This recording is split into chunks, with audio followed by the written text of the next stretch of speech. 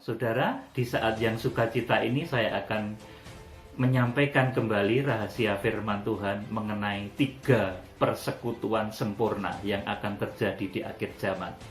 Saudara, 3 persekutuan ini adalah persekutuan sempurna gereja jemaat Tuhan dengan Roh Kudus. Ini ditulis di dalam Wahyu pasal 12 ayat 1 sampai dengan 6. Akibat persekutuan yang sempurna dengan Roh Kudus ini, gereja terhindar dari kematian rohani. Kemudian persekutuan sempurna yang kedua adalah persekutuan sempurna dengan Anak Allah, dengan Tuhan Yesus Kristus. Ini terjadi di Wahyu pasal 19 ayat yang ke-6 sampai ke-9.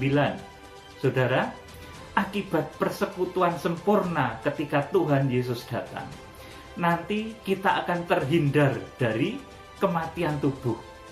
Nah, sampai saat ini tidak seorang pun yang bisa lepas dari kematian tubuh selain Henokh dan Elia. Kemudian Tuhan Yesus sendiri pun bahkan mengalami kematian tubuh karena untuk menggenapi firman Tuhan. Saudara, ketika Tuhan datang, ini akan tergenapi firman Tuhan yang tertulis melalui Rasul Paulus bahwa suatu ketika kita tidak akan mati semuanya, tetapi kita akan diubah dalam sekejap mata pada saat nafiri berbunyi. Sebab nafiri akan berbunyi dan orang-orang mati akan dibangkitkan dan kita yang masih hidup akan diubahkan dalam tubuh kemuliaan. Saudara, jadi persekutuan yang sempurna dengan Tuhan Yesus Kristus di Wahyu pasal 19 ayat yang ke-6 sampai 9 itu nanti mengakibatkan kita terhindar dari kematian tubuh. Jadi memang ada orang-orang yang akan terhindar dari kematian tubuh. Dan caranya adalah persekutuan sempurna. Kita menyambut kedatangan Tuhan Yesus yang kedua. Saudara, itu persekutuan sempurna yang kedua. Kemudian persekutuan sempurna yang ketiga, ini adalah persekutuan sempurna dengan Allah Bapa. Ini tertulis di dalam kitab Wahyu pasal 21. Ketika langit baru dan bumi baru muncul. Ketika Yerusalem baru turun dari surga. Saudara, saat itulah nanti kita bersekutu utuh dengan Allah Bapa dan kita selamat dari kematian kekal. Saudaraku, jadi perhatikan baik-baik. Persekutuan sempurna dengan Roh Kudus yang terjadi di Wahyu pasal 12 ini mengakibatkan kita terhindar dari kematian rohani. Kemudian persekutuan sempurna dengan Tuhan Yesus ini menjadikan kita terhindar dari kematian tubuh. Kemudian persekutuan sempurna dengan Allah Bapa di Wahyu pasal 21 ini mengakibatkan kita terhindar dari kematian kekal, yaitu neraka kekal. Saudaraku, kita akan bahas dari yang pertama, bahwa kita akan terhindar dari kematian rohani, persekutuan sempurna dengan Allah Roh Kudus.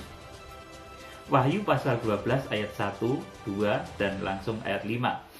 Maka tampaklah suatu tanda besar di langit, seorang perempuan berselubungkan matahari dengan bulan di bawah kakinya dan sebuah mahkota dari 12 bintang di atas kepalanya. Ia sedang mengandung dan dalam keluhan dan penderitaannya hendak melahirkan. Ia berteriak kesakitan. Langsung ayat kelima, maka ia melahirkan seorang anak laki-laki yang akan menggembala semua bangsa dengan gada besi. Saudaraku yang dikasihi Tuhan, Wahyu pasal 12 ini adalah seketika nanti sebelum gereja itu diangkat, diterbangkan dengan 2 sayap burung nasar untuk diungsikan dari bahaya masa antikris, karena bumi sebentar lagi akan dilanda masa antikris yang dahsyat selama 1260 hari. Nah, pada saat itulah gereja itu berpakaian matahari, bulan, dan bintang diungsikan dengan 2 sayap burung nasar yang besar. Gereja juga melahirkan seorang anak laki-laki yang akan menggembalakan semua bangsa dengan gada besi. Saudara, saya beritahu, kalau 2000 tahun yang lalu, itu yang lahir adalah kepala gereja. Tuhan Yesus Kristus. Tetapi di Wahyu pasal 12 ini, saudara simak baik-baik, di Wahyu pasal 12 ayat yang kelima ini, yang lahir adalah tubuh Kristus. Gereja yang bersatu dari segala bangsa, suku, bahasa, bahkan dengan bangsa Israel sudah bersatu. Itulah makna lahirnya seorang anak laki-laki yang akan menggembalakan dengan gada besi. Seorang anak laki-laki yang akan menggembalakan semua bangsa dengan gada besi. Saudara, inilah lahirnya tubuh Kristus. Kalau 2000 tahun yang lalu, itu lahirnya kepala gereja.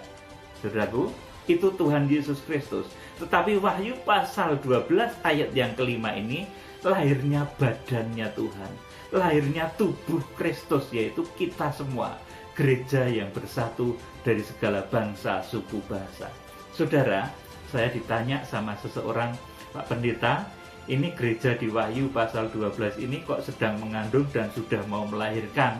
Mulai mengandungnya itu di mana, saudara? Ini pertanyaan yang baik. Saya akan jawab, saudara, bahwa mulainya gereja mengandung itu adalah ketika Wahyu pasal 8 ayat ke-1. Saudara, di mana nanti sesaat setelah gereja bangsa Israel menyatu utuh dengan gereja Zaitun liar. Kita gereja dari bangsa Zaitun liar ini bisa menyatu utuh dengan gereja bangsa Israel. Kemudian, saudara, pada saat itu Wahyu pasal 8 ayat 1 dinyatakan, ketika anak domba itu membuka meterai yang ketujuh, maka sunyi senyaplah di surga selama setengah jam lamanya. Saudara, inilah saat dimana kalau dulu kala 2000 tahun yang lalu, ini malaikat Gabriel datang kepada Maria. Hai Maria, bahwa engkau akan mengandung dan melahirkan seorang anak laki-laki dan engkau hendaknya menamai dia Yesus. Saudara, pemberitahuan tentang lahirnya kepala gereja. Akan tetapi di akhir zaman ini, saudaraku, melalui malaikat-malaikat sidang, melalui hamba-hamba Tuhan yang diurapinya, yang di dalam kitab Wahyu pasal 1 ayat 16 dan ayat 20 disebut sebagai 7 bintang yang digenggam di tangan kanan Allah. Kemudian yang di Wahyu pasal 2 dan pasal 3 disebut sebagai 7 malaikat yang menerima surat dari Tuhan. Tuliskanlah kepada malaikat sidang jemaat di Efesus itu, saudaraku, malaikat yang menerima surat dari Tuhan, artinya pelaksana pekerjaan Tuhan, saudaraku, nanti ini yang akan memberitahu saudara mengenai bahwa engkau akan melahirkan seorang anak laki-laki yang akan menggembalakan semua bangsa dengan gada besi. Jadi intinya kurang lebih, wahai gereja-gereja Tuhan di seluruh penjuru bumi yang bersatu dari suku bangsa, dari segala suku bangsa, dari bangsa Israel yang bersatu utuh, yang menyembah di dalam roh dan kebenaran, engkau akan melahirkan tubuh Kristus. Saudara, kira-kira begitu nanti yang diserukan oleh hamba-hamba Tuhan di akhir zaman. Tokoh-tokoh akhir zaman itu nanti akan menyerukan kesatuan gereja Tuhan. Wahai gereja Tuhan di seluruh penjuru bumi, engkau akan melahirkan tubuh Kristus. Engkau akan melahirkan anak laki-laki yang akan menggembalakan semua gada dengan semua bangsa dengan gada besi. Saudaraku, jadi ini misi, ini salam malaikat. Salamnya malaikat sidang jemaat Efesus, Smyrna, Pergamos, Tiatira. Kalau dulu salam malaikat Gabriel kepada Maria itu membuat Maria hamil, saudaraku. Tetapi salam malaikat yang disebut malaikat sidang atau 7 bintang yang digenggam di tangan kanan Allah, ini nanti merupakan satu salam pemberitahuan kepada gereja-gereja Tuhan di seluruh bumi, di seluruh penjuru bumi, bahwa mereka akan melahirkan pekerjaan besar.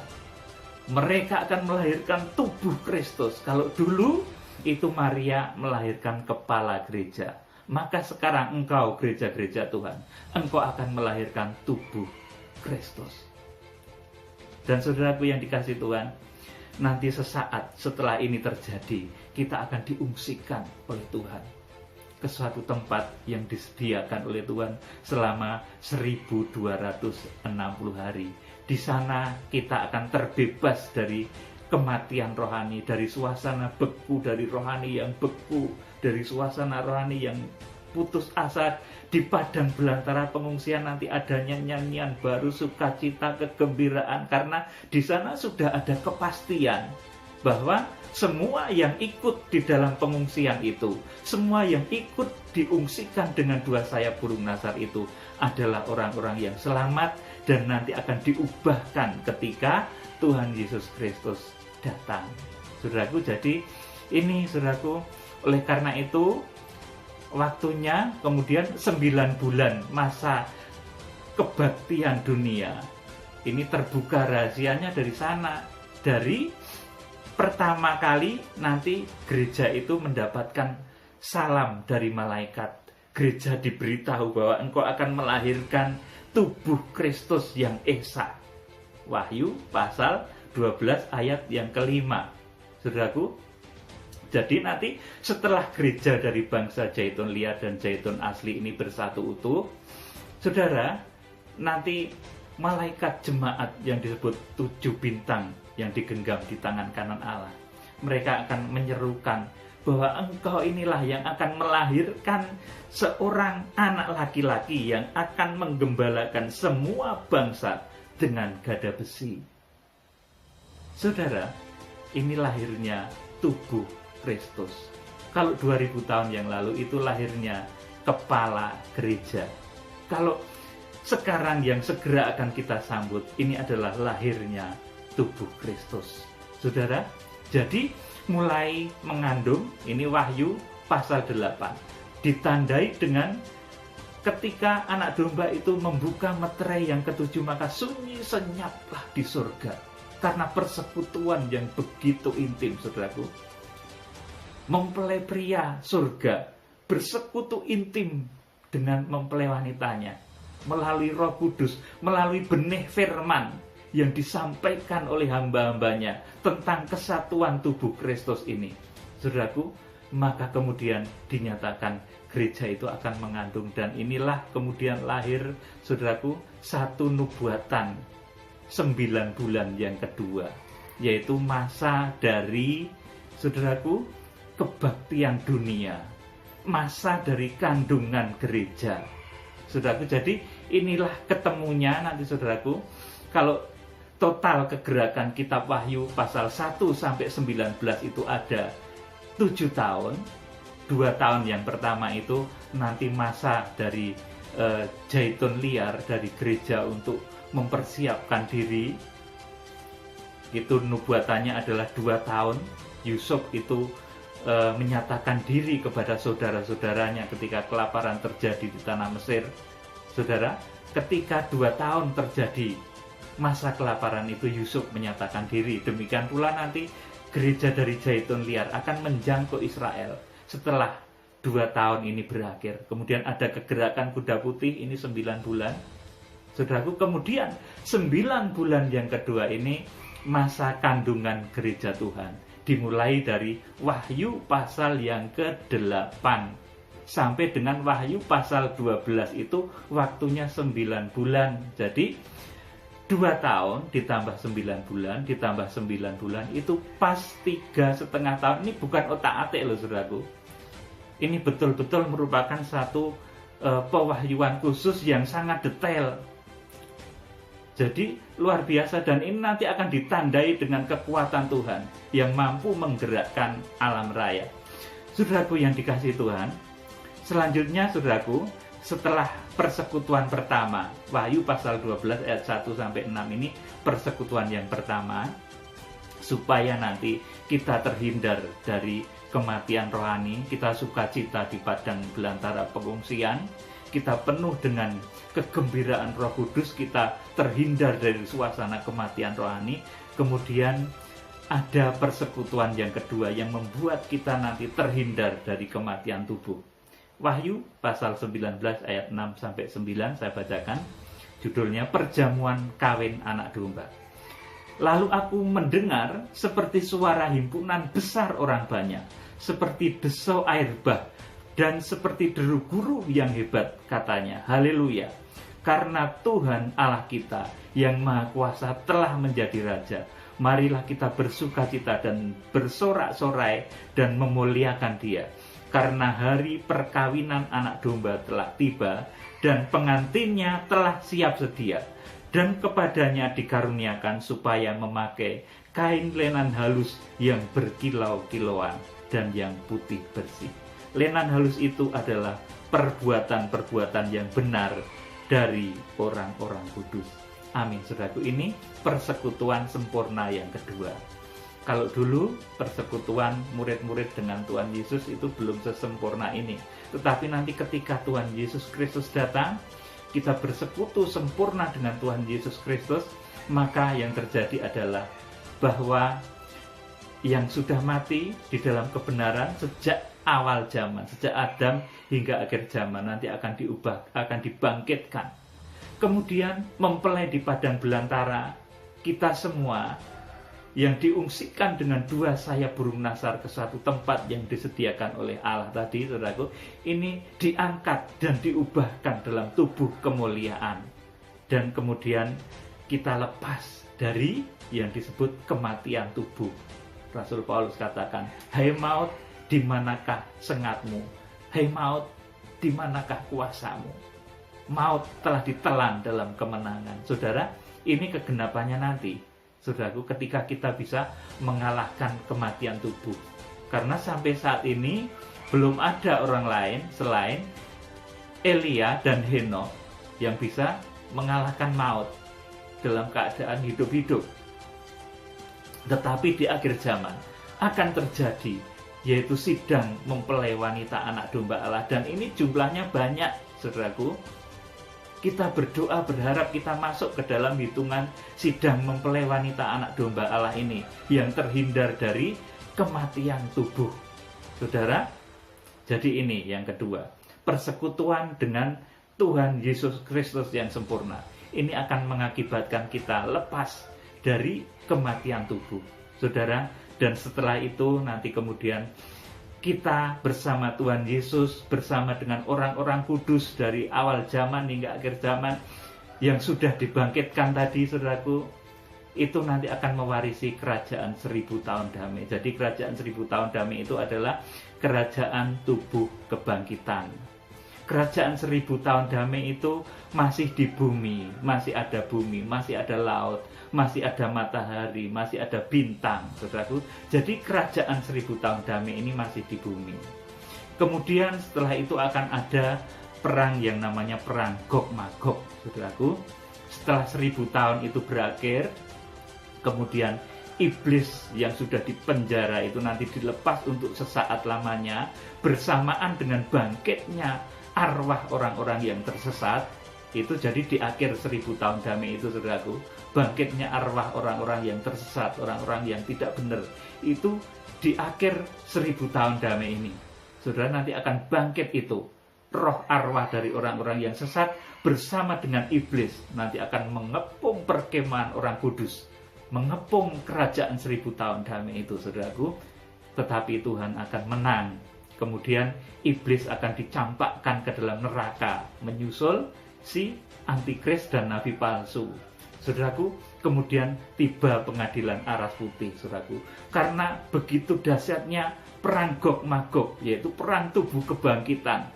Tubuh kebangkitan orang sesat bersama iblis dengan tubuh kebangkitannya orang benar, orang kudus bersama Tuhan Yesus. Ini perangnya sangat dahsyat yang pernah terjadi di semesta alam, menyebabkan langit bumi lenyap, tidak ditemukan lagi unsur-unsurnya. Kalau saudara membaca dalam kitab Wahyu pasal 20, saudara baca sendiri baik-baik di sana.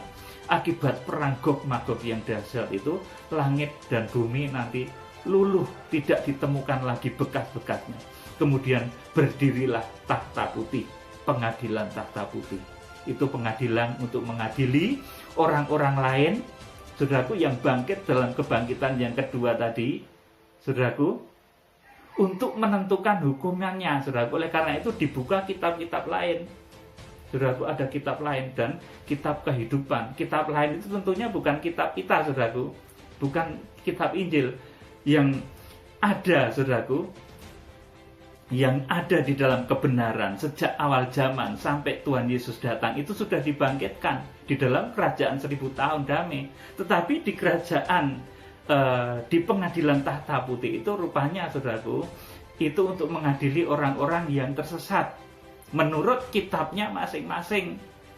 Jadi, saudaraku, menurut kitabnya masing-masing mereka akan dilemparkan nanti untuk menentukan jenis hukumannya, saudaraku. Jadi kalau saudara melihat di dalam kitab Wahyu pasal yang ke-20 ayat 1 sampai selesaikan saja, nanti saudara menjadi jelas. Di sana orang-orang mati itu, saudaraku, yang dibangkitkan dalam kebangkitan yang kedua. Ini bukan orang mati yang dibangkitkan ketika Tuhan Yesus datang, saudaraku, beda. Ini orang mati yang dibangkitkan dalam kebangkitan yang kedua. Orang-orang tersesat itu, saudaraku, itu nanti akan dihakimi dalam pengadilan tahta putih, saudaraku, pengadilan tahta putih. Kemudian dibukalah kitab-kitab lain, itu kitab yang mereka anut, saudaraku, dan itu untuk menentukan hukuman bagi mereka.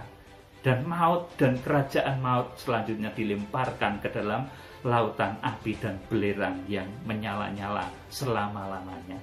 Saudaraku, ini kitab Wahyu pasal 20. Kemudian, saudaraku, persekutuan yang ketiga, ini persekutuan dengan Allah Bapa. Saudaraku, ini yang membuat kita, saudaraku, terhindar dari kematian kekal, dari neraka kekal. Kita akan membaca Wahyu pasal 21 ayat 1 dan 2. Judulnya, Langit yang baru dan bumi yang baru. Lalu aku melihat langit yang baru dan bumi yang baru, sebab langit yang pertama dan bumi yang pertama telah berlalu, dan laut pun tidak ada lagi. Dan aku melihat kota yang kudus Yerusalem baru turun dari surga, dari Allah, yang berhias bagaikan pengantin perempuan yang berdandan untuk suaminya. Amin, saudaraku. Jadi Wahyu pasal 21 ayat 1 dan 2 ini adalah persekutuan kita secara sempurna dengan Allah Bapa, sehingga kita terhindar dari kematian kekal, saudaraku. Jadi orang yang sudah dibangkitkan ketika Tuhan Yesus datang, itu sudah dipastikan masuk di dalam Yerusalem baru, di dalam langit baru dan bumi baru, di dalam Yerusalem baru yang turun dari surga. Orang yang dibangkitkan ketika Tuhan datang, yaitu orang-orang benar dari zaman Adam sampai akhir zaman, kemudian mewarisi kerajaan 1000 tahun damai ini, sudah dipastikan dia mewarisi Yerusalem baru, langit baru dan bumi baru, Yerusalem baru. Saudaraku, ini jatah untuk orang yang bersekutu dengan Allah Bapa secara sempurna. Wahyu pasal 21 ayat 1 dan 2 ini. Saudaraku, jadi jangan bingung kalau saudara memang orang sudah percaya yakin kepada Tuhan Yesus, saudara itu pasti dibangkitkan ketika Tuhan Yesus datang, mewarisi kerajaan 1000 tahun damai, dan nanti tidak akan melalui pengadilan tahta putih, tapi saudara akan masuk di dalam Yerusalem baru, saudaraku, langit baru dan bumi baru. Saudara tidak diadili lagi, saudara. Jadi berbahagia sekali orang yang berada di dalam kebenaran ini, saudaraku, karena bebas dari tuntutan dan penghukuman yang luar biasa dahsyatnya itu, saudaraku. Dan penghukuman itu, saudaraku, disediakan bagi mereka yang membawa kitab-kitab lain. Di dalam Wahyu pasal 20, pengadilan tahta putih itu mengadili orang-orang mati yang bangkit di dalam kebangkitan yang kedua, bersamaan dilepasnya iblis setelah kerajaan 1000 tahun damai itu, saudaraku. Orang-orang itu nanti akan dihakimi menurut kitabnya masing-masing. Jadi di dunia ini banyak kitab, ya saudaraku. Itulah nanti yang akan dibuka. Berdasarkan kitab-kitab itu mereka akan dihukum, dihakimi, saudaraku. Makanya di kolong langit ini tidak pernah ada keselamatan yang hakiki kecuali melalui Tuhan Yesus Kristus. Saudaraku, kecuali saudaraku melalui jalan kebenaran dan hidup, yaitu Kristus. Saudaraku, kiranya Tuhan memberkati saudara, kita perlahan-lahan, sedikit demi sedikit memahami dari waktu ke waktu. Saudara, semakin saya singkapkan rahasia yang dalam-dalam, saudara terhindar dari kematian rohani.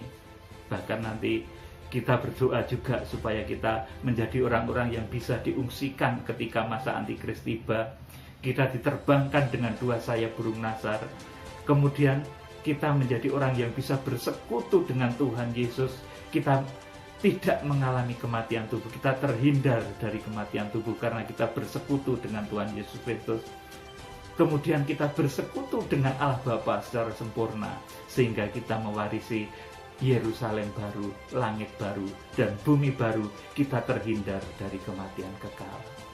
Jadi demikian, ini rahasia dalam. Saudara boleh ulangi khotbah saya ini, karena ini merupakan satu pengajaran yang begitu dalam. Boleh saudara ulangi 2 atau 3 kali supaya saudara menjadi semakin paham dan mengerti. Kiranya Tuhan memberkati dengan roh hikmat dan wahyunya. Salam penuaian, Tuhan Yesus Kristus memberkati. Haleluya. Amin.